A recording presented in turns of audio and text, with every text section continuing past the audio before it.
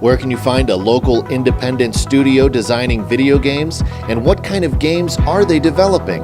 Find out in today's Daily Buzz.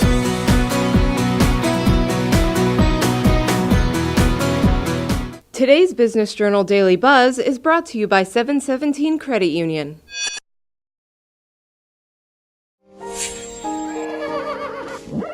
I've wanted to make games since I've held a controller in my hand.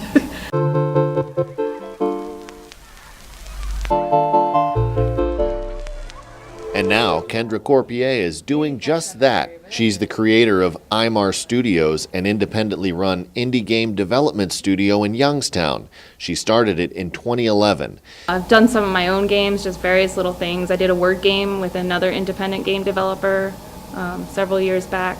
The studio is currently working on video games focused on 2D game development. 2D games are computer-based interactive digital images, mostly created from two-dimensional models. In 2003, I found a school, one of the art institutes offered a game development degree, and so I went there and got my degree. I learned a whole lot, and that's what I love. In the past, I did some work with THQ. I basically did a lot of QA testing, some racing games and different platformer games like SpongeBob. Corpier is also the organizer of the Youngstown Game Developers. We all get together and we talk about game development, we learn from each other, and we promote each other. We will be sharing what projects we're normally working on. Sometimes we'll have a tutorial session. Other times it'll be a much more flushed out project that the team as a whole will work on. Andrew Pavlik is also part of the Youngstown Game Developers. I've been with the game developer group for about a year, give or take a month or two. My experience actually falls outside of game development quite a bit. So I work in serious gaming is one of the terms that gets kicked around a lot. So I've worked on building 3D characters and animations for training and medical simulation. The Youngstown Game Developers recently held their first game jam at the McDonough Museum. You have a bunch of people that come together and work over a 72-hour period to create a video game. So you're starting from scratch, you have a basic idea, and everybody teams up and works together to create the game. The thing with independent game developers like all of us is we don't have somebody telling us we have to get to a release date. We can take our time and make what we want and do it the quality that we want it to be. Recently, Corpier created her own video game.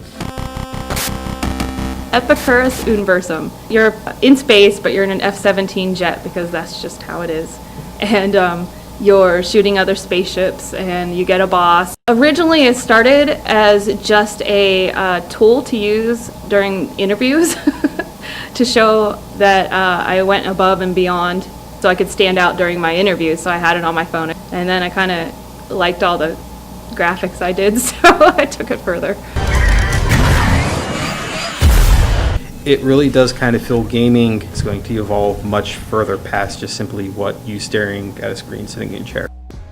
It's gone from these low poly characters like on an N64 or PlayStation 1 to having these near film quality characters on the current console. So for me, as somebody who likes to create these really compelling visuals, that alone is one of the most really exciting parts about it.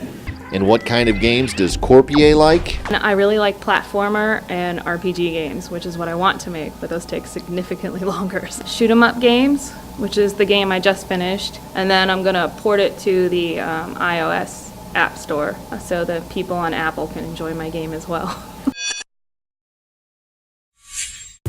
717 Credit Union. 26% business loan growth in 2015. We've grown by helping businesses grow.